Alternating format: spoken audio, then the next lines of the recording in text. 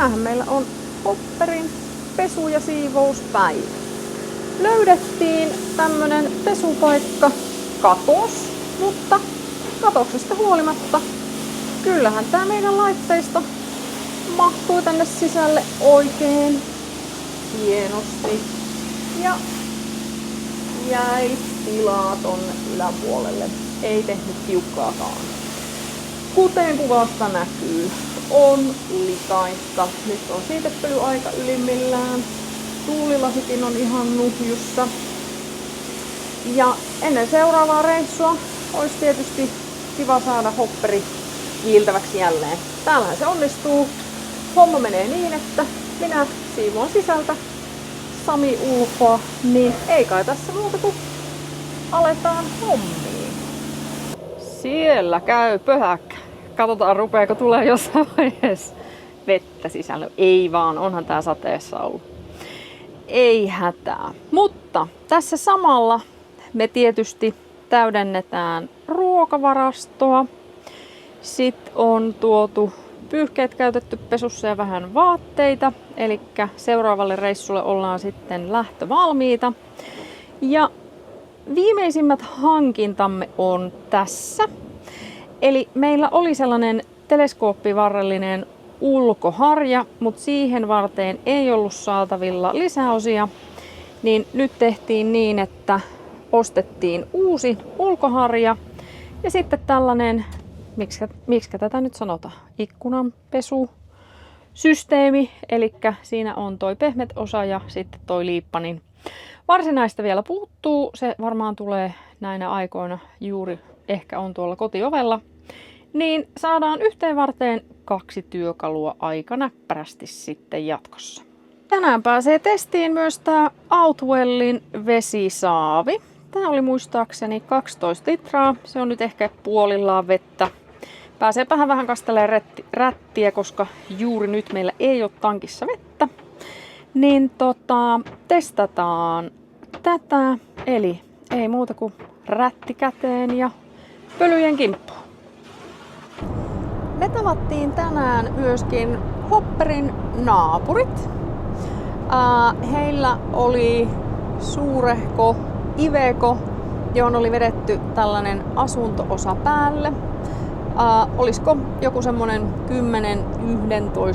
000 kilon ajoneuvo. Ihan komea pirssi, ei voi muuta sanoa. He olivat viettäneet talven Länsi-Afrikassa, eli olivat ajaneet Marokon ja Mauritanian kautta aina Senegaliin asti.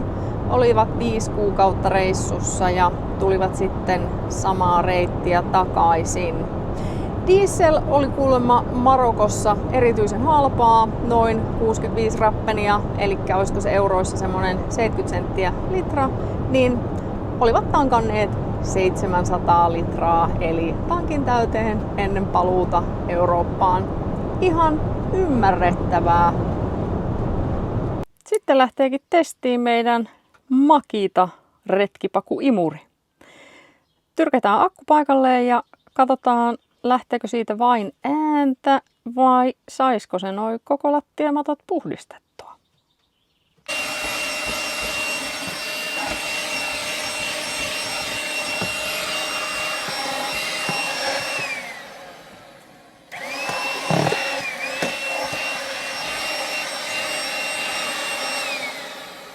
Kyllä, myös Makita on ansainnut paikkansa täällä hopperissa. Optimisti on nyt uudelleen asennettu.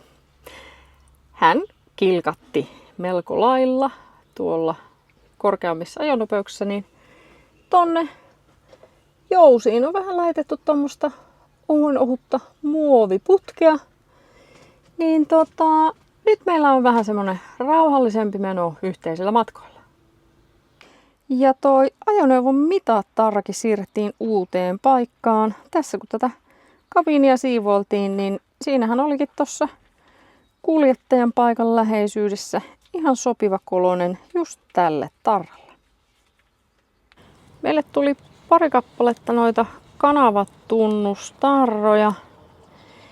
Alkuperäinen suunnitelma oli laittaa tonne taakse toinen, mutta nämä oli kyllä nyt niin pieniä, että me etsitään tonne taakse vähän suurempi.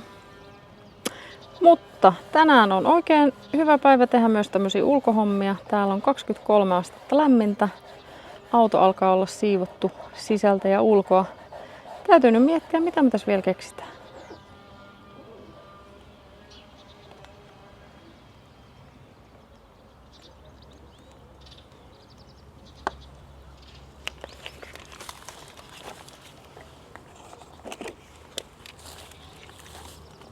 No, kyllä me nyt sitten kuitenkin laitettiin tänne taakse toi toinen tarra.